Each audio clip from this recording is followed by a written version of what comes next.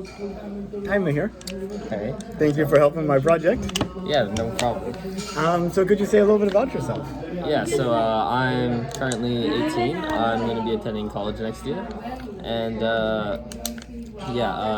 fun fact, I'm a fencer. So I fence and I got recruited to college.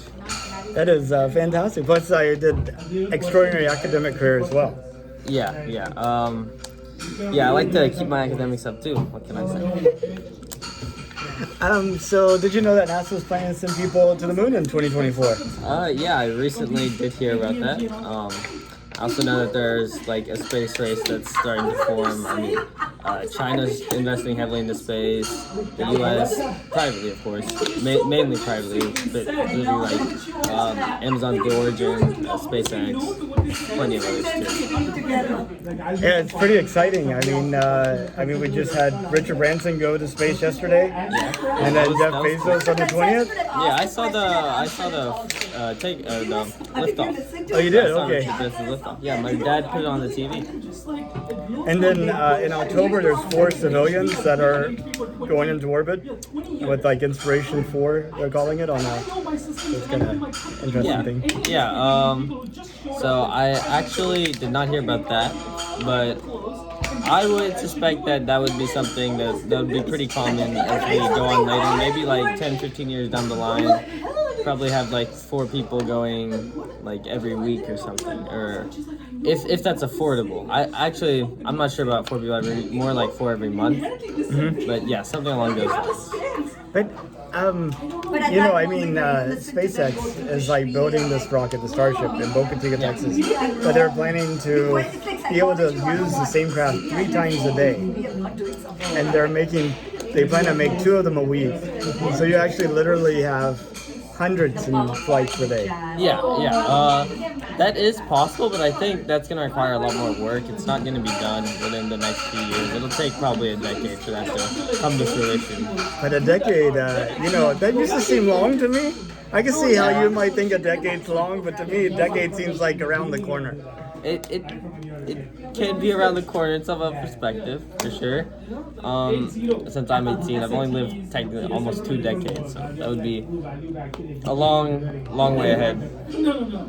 But yeah, if that were to happen, I'd be pretty interested to take a trip up to space. Well, in your junior or senior year, we'll have people walk on the moon for the first time since 1972. What do you think about that? Yeah, I think that should have been done a long time ago. Like, since we had people walk on the moon in the 1900s, that shouldn't be a feat for us again. Like, we should be able to do it routinely if we want to. The fact that it's a feat means like our investments into the space area have been like very poor. Our research has maybe also been very poor. I think with like this new ideology and approach and investment into this space area, we'll probably reach Mars soon. Yeah, I think China said something about 2033. Musk wants to have people there in 2026. NASA is talking about the 2030s, 2040s. Yep. I think the private companies will probably reach there a little bit earlier than NASA. If anything, I'd probably bet that China would be the first one to actually get to Mars. I feel like they just want to be the first at everything. So yeah, and they could very possibly be the first people on Mars, and could be really awesome. Yeah, it would be a big breakthrough. Then we'd actually be able to get solid data. I mean, we already have a lot of data on Mars, but we would be able to determine a few more other things. We could find out if it's truly possible to live there. We could see like what type of elements there are. We could discover new ones. There's so many things we could do if we landed on Mars. Well, what do you think about that helicopter they got flying around Mars? Yeah, so I think that's useful, but at some point we need to actually put like people on Mars if we want to make like any more headway. We need to get people there to like actually use the things that they found, right? So we need to like figure out how it interacts with whatever we have here on Earth, right? So I think it's cool and all that we have drones and a helicopter on Mars, but I think we need people on there. That's the primary goal. That's the main objective. Now you said you go to space. How far would you go? Like just suborbital, like a 15-minute trip, or would you go in orbit for a few days, or to the moon, or would you be one of those first settlers on Mars? So I would probably settle with the moon. Reason why is at that point we'll have like this. It won't be a trial run. We'll have done it like multiple times. It'll be a little bit more secure. The reason why I wouldn't want to go to be the first person on Mars is because it's completely new. Something goes wrong, odds you make it out are not very high. So with a few trial runs that are like successful, I would be pretty excited, and I would probably take the option to go to Mars. Well, what do you think fencing would be like on the moon? 1/7 gravity. 1/7 gravity. It would be a lot slower. I would have to say it would be a lot slower. If I were, I've actually never thought about this. That's a really good question. I'd probably. So there are three types of fencing, right? There's épée, there's saber, and foil. Saber and foil will become a lot slower, and the same with épée. I think the rules even might change a little, especially if we're on the moon, because things don't exactly work the same. I mean, 1/7 gravity, like,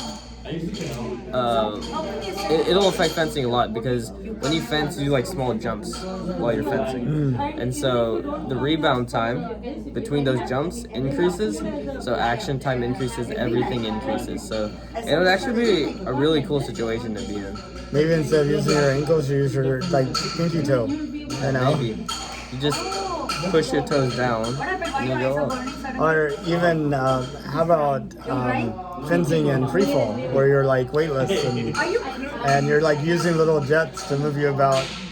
That would be extremely complex and dangerous. If someone hits that jet, you're done. Or maybe you could use like magnetic forces or air jets. I'm like in a closed area. In a closed area. Yeah, it'd be closed. Because you don't want people poking holes in your spacesuit. Like true. on guard. And the guy starts. Yeah. That wouldn't be good. Yeah.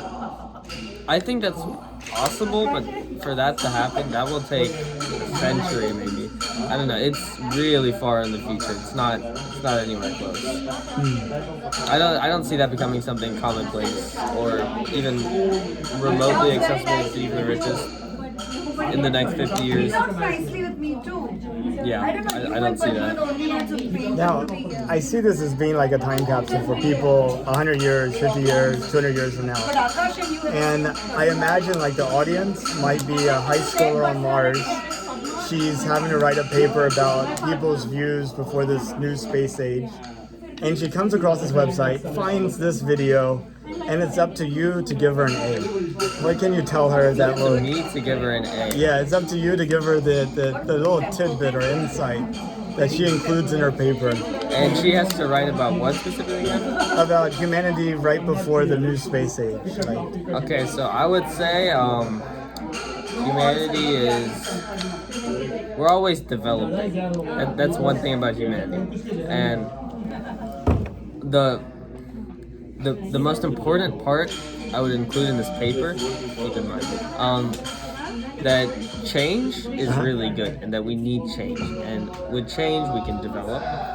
And with development, it's like a cycle. It's cyclical. It's change leads to development, which can also lead to change, and then this keeps going back over and over and over again. And so that's going to be the way we discover things. Like, that's going to be how we get to Mars, right? There's a change in attitude, a change in approach, change in ideology, or something that causes more investment in space, that causes us to be able to create rockets or space engines or anything that can get us on Mars. That's going to be the biggest thing that you should include in your paper. We've done our part. Now go write an A+. Anyway, we talked about a lot of things. Anything you think you want to include that we didn't talk about? Yeah, so I would actually be really interested in figuring out like if we were to colonize Mars, like how would that beginning colonization part happen, right? How would there be an interaction between Earth and Mars, or would they be like two separate entities that just grow by themselves? That would be really, really interesting to find out. I mean, my personal opinion is that it starts out as a few exploration trips. We find some key resources, you know, a source of water, a source of oxygen, key minerals to build stuff out of.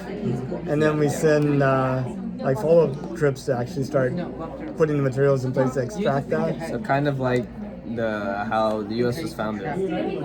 Except less living off the land because that not as many readily materials. Well, we don't know that for certain, right? We've been there with drones and rovers and all of those, right? But once we get there, it might be a completely different place. We might be able to find things that drones and rovers just couldn't find. Yeah, that's true. That's true. So that comes back to my point. We need to actually get there, figure out what's on Mars, what Mars has to offer.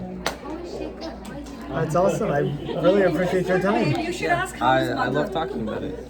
Thank you. Shaker is good. Well, good luck in The school. mother who's always Both of y'all. depressed and upset.